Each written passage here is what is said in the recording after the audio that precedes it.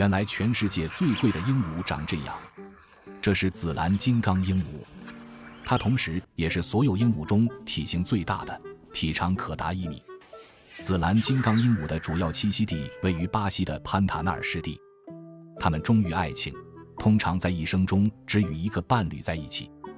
在繁殖季节，单身的金刚鹦鹉们聚集，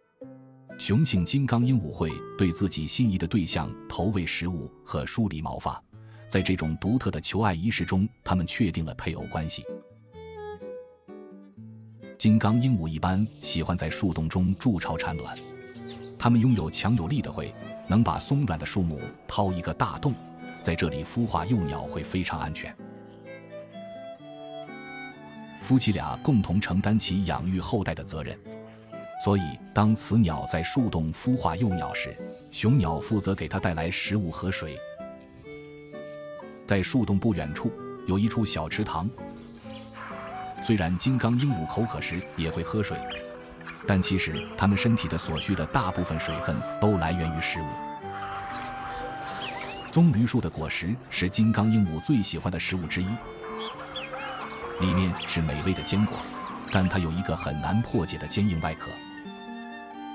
不过金刚鹦鹉有一种更简单的方法来获得它。这里的牛会吞食新鲜的棕榈果，一旦它们吞下水果后，牛的胃不能完全分解坚硬棕榈果的壳，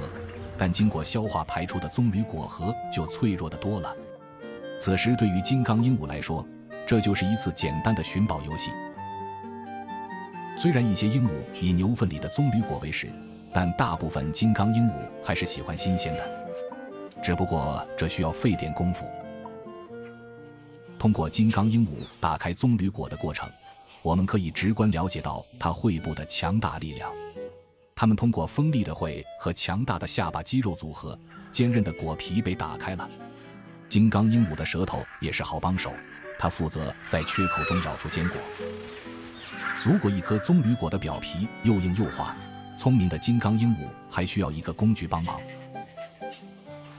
一片树叶，如果树叶不起作用，它会再折断一根木条塞入棕榈果内，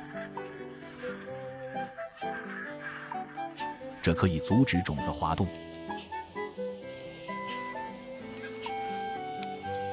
总算是成功了。